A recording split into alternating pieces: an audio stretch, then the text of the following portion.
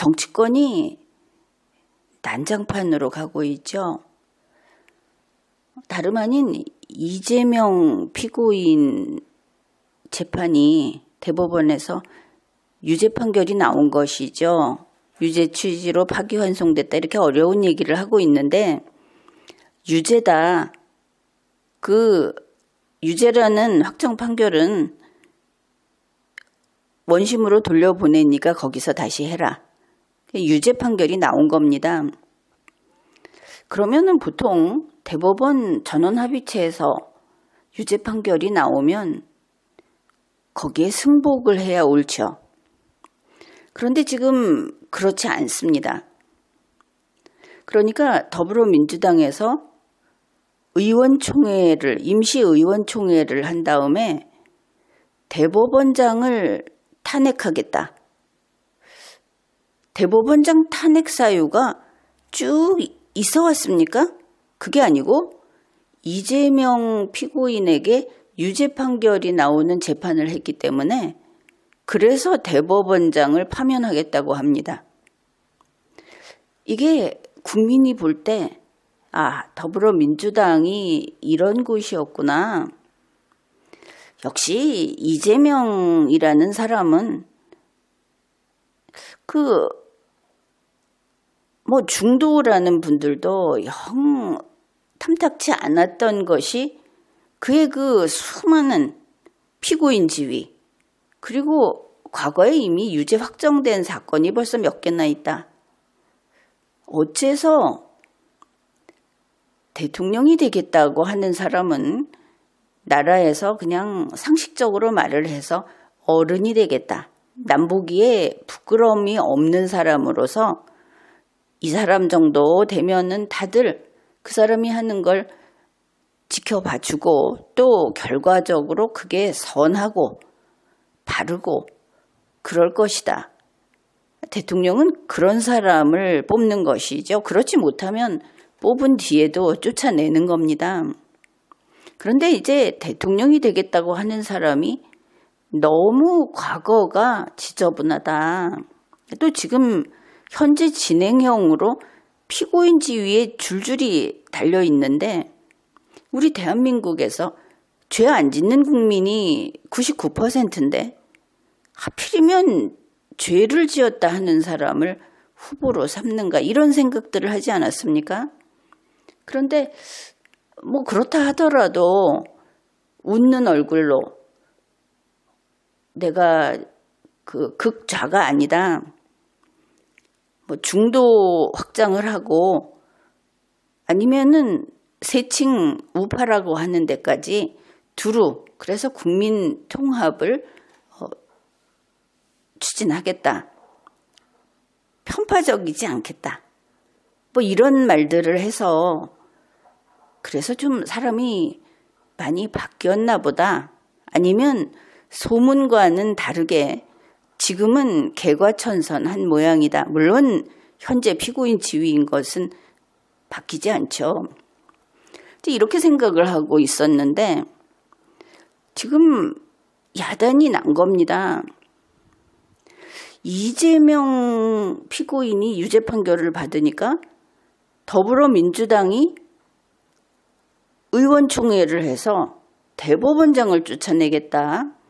그리고 군중을 동원해서 법원이 업무를 볼 수 없도록 법원에 가서 당신들이 재판한 그 재판을 무엇을 받는지 제대로 받는지 그걸 다 밝혀라.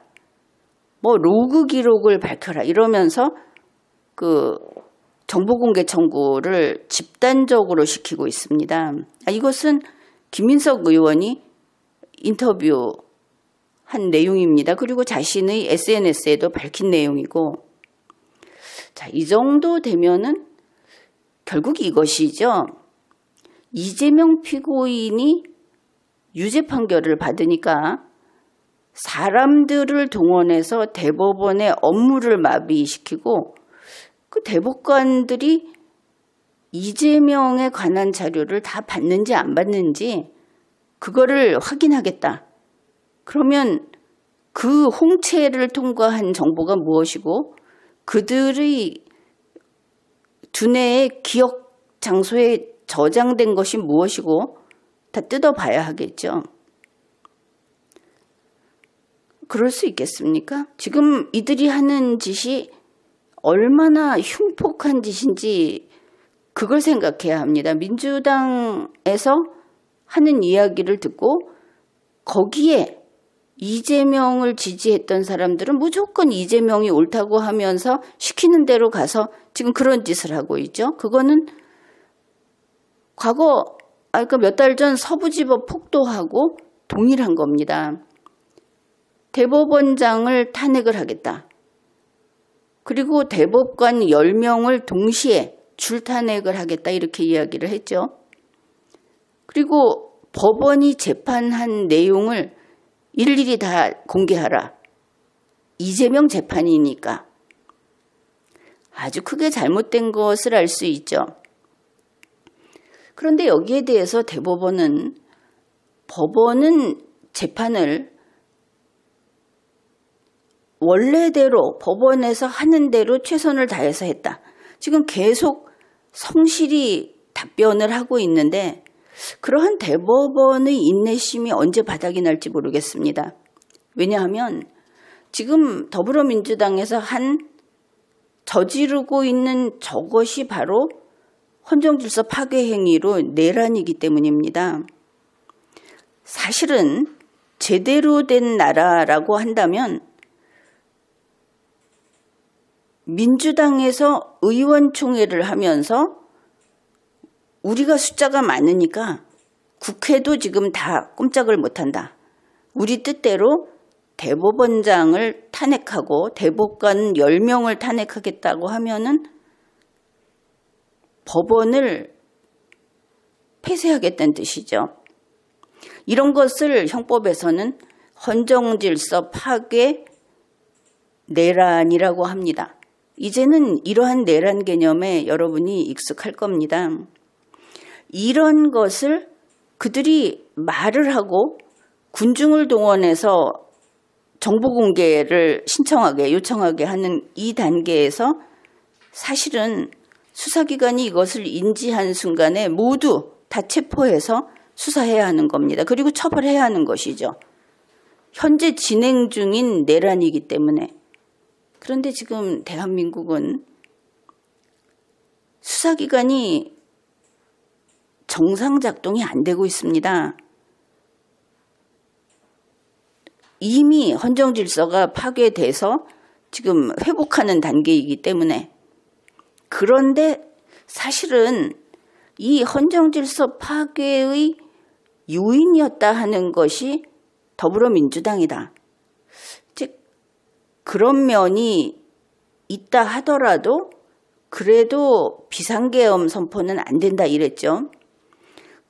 즉 그 단계가 지났습니다. 지금 이제는 헌법과 법률에 따라서 보궐대선을 실시하려고 하고 있는데 이들의 말은 뭐냐 하면 그냥 이재명을 대통령 시켜야 된다고 하는 겁니다. 재판을 중지하고 재판을 하면 무죄 판결만 허용하고 지금 그것이죠. 유죄 판결이니까 이렇게 지금 내란 폭동을 일으키겠다는 것입니다. 지금 더불어민주당에서 하는 일 자체가 그게 폭동입니다. 폭동은 몽둥이 들고 먼지 일으키면서 달려가는 거 아니라고 했죠.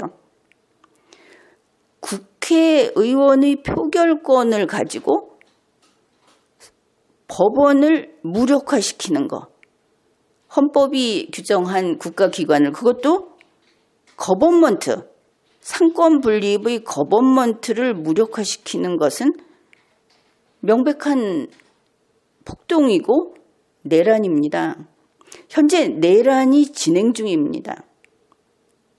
그 다음에 더불어민주당에서는 의원총회를 하면서 지금 내놓은 이야기들이 상권 분립을 깨겠다. 사법부 없애겠다고 했습니다.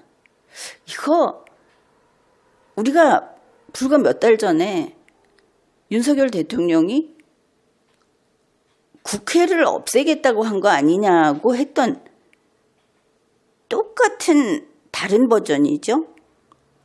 이런 자들이 있는가? 그 다음에 되는 대로 이야기를 하는데 문제는 그들이 현역 국회의원이고 그리고 국회에서 중요한 직책을 가지고 있는 사람들이고 더불어민주당에서 지도부에 있고 이런 사람들이 한 이야기이기 때문에 이것은 그냥 말이 아닙니다. 헌법재판소 법을 고쳐서 헌법재판소에서 법원의 재판을 심판할 수 있게 법을 바꾸겠다고 합니다. 이것은 더불어민주당이 정할 수 있는 일이 아닙니다. 국가 조직에 관한 일이기 때문에 이런 식으로 온갖 협박을 하는 겁니다. 대법관을 30명으로 늘리겠다고 합니다. 왜냐하면 자기들 마음에 들지 않는 대법관들이 있으니까 물타기를 하는 것이죠. 대법관 30명으로 늘려서 힘을 빼겠다. 역시 사법부를 무력화하는 겁니다. 사법부를 장악하겠다. 이재명의 사법 리스크 그러는데 이거 리스크 아닙니다. 형사 피고인을 대선 후보로 뽑은 정당이 잘못된 거지. 자기네가 대선 후보로 뽑아놨으니까 사법부에서 거기 그냥 머리 숙이고 들어와서 유죄를 무죄로 하라. 지금 이런 횡포를 부리고 있는 게 더불어민주당입니다. 그러면 어떻게 할 것인가? 여러분 생각해 봤습니까? 더불어민주당이 국회의원이 숫자가 많다. 그래서 국회는 더불어민주당 마음대로 하고 있다. 이거 옳은가? 옳지 않죠. 윤석열 전 대통령은 이 문제를 풀지 못했습니다. 그러나 대한민국 헌법 질서를 제대로 알고 있으면 이 문제는 쉽게 풀 수 있습니다. 우리 국민이 나설 필요조차 없는 것이죠. 주권자가 나서서 국회 해체하고 새로 만들 수 있습니다. 그러나 그런 방법 말고 지금 봅시다. 저렇게 이재명이어야 하고 이재명은 사법부에서 유죄 판결을 하면 우리가 가서 때려 부순다. 그 판사를 겁을 주든지 사법부에 저번에도 그랬죠. 사법부 예산 깎아버리겠다 하면서 사실 잘못된 일을 많이 한 거 맞습니다. 그러나 이제 국회가 아니라 더불어민주당을 더 이상 봐줄 수 없는 단계까지 온 것이죠. 태도를 고치지 않는다면. 지금 잘 보십시오. 이재명이 누굽니까? 이재명이 공무원입니까? 이재명은 현직 공무원이 아닙니다. 이재명이 그러면은 더불어민주당의 대표도 아니죠. 그런 게 있지 않습니까? 선거 나가려면 모든 공직에서 선거직에서도 나가야 된다. 뭐 거기에도 여기저기 그 예외를 뒀지만 그래서 이재명이라는 개인 후보가 있습니다. 이 사람에게는 사회적 신분이 형사 피고인이라는 게 있고 그리고 더불어민주당에서 이번 보궐선거에 대통령 후보로 뽑아놨다는 그 두 가지 지위가 있죠. 그런데 형사 피고인으로서 유죄 판결을 받고 이 사람이 피고인으로서 공판정에 나가서 재판을 받게 되는 것은 어떤 경우에도 예외로 해줄 수가 없습니다. 그런데 더불어민주당에서 어떻게 했습니까? 이 사람이 앞으로 선거를 해서 대통령에 당선이 되면 이 사람은 치외법권이다. 형사재판 멈춰야 된다. 그거 아닙니다. 어디서 그런 대한민국이 이재명일 겁니까? 그 주장을 하는 게 누군가를 잘 보십시오. 그 주장을 하는 게 이제 보니 더불어민주당이다. 이번 의원총회 한 거 거기에 모인 국회의원들이 국회의원으로서 국민의 심부름꾼으로 행동한 게 아니고 더불어민주당의 투사로서 행동했죠. 지금 이러한 내란을 더불어민주당이 벌이고 있습니다. 그러면 더불어민주당은 뭔가? 정당이죠. 민주주의에 기여하려고 하는 국민들의 모임입니다. 민간 조직입니다. 공적 조직이 아닙니다. 그런데 대통령 지금 선거 기간인데 더불어민주당이라고 하는 이 덩치 큰 조직이 선거를 불공정 선거를 자기네가 승리하기 위해서 상권 분립을 깨겠다고 한다. 내란을 일으킨다.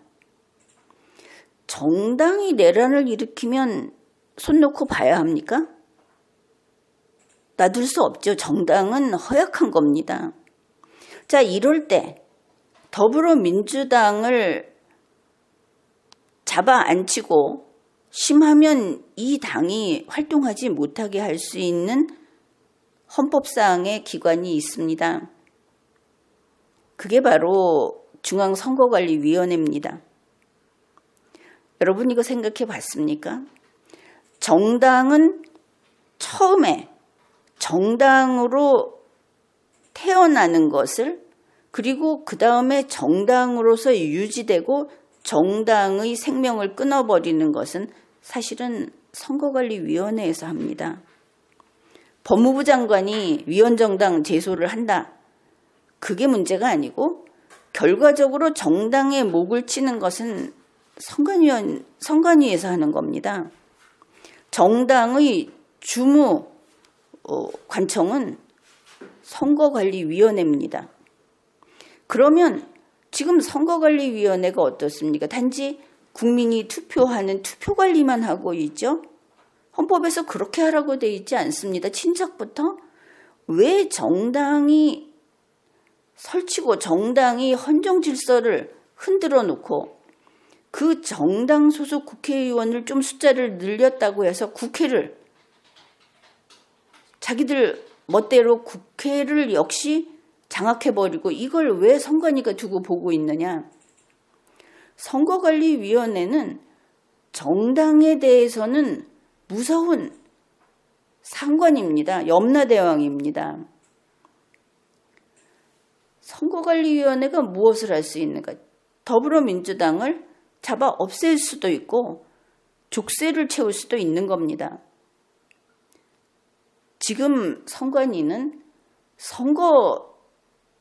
이번 투표하는 그거에 얽매여 있어서는 안 됩니다. 국회의원들이 자기들에게 유리하게 선거법을 마구 고치는 거 이거 다 선관위에서 통제할 수 있는 겁니다. 지금은 선관위의 시간이 되고 있습니다.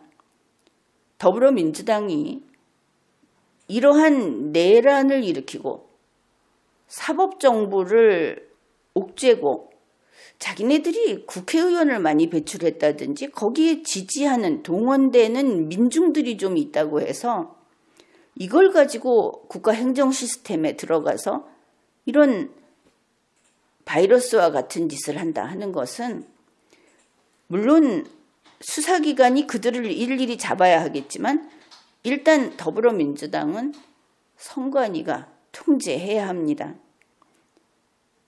선관위의 역할을 제대로 하기 바랍니다. 지금까지 리걸마인드 연구소였습니다.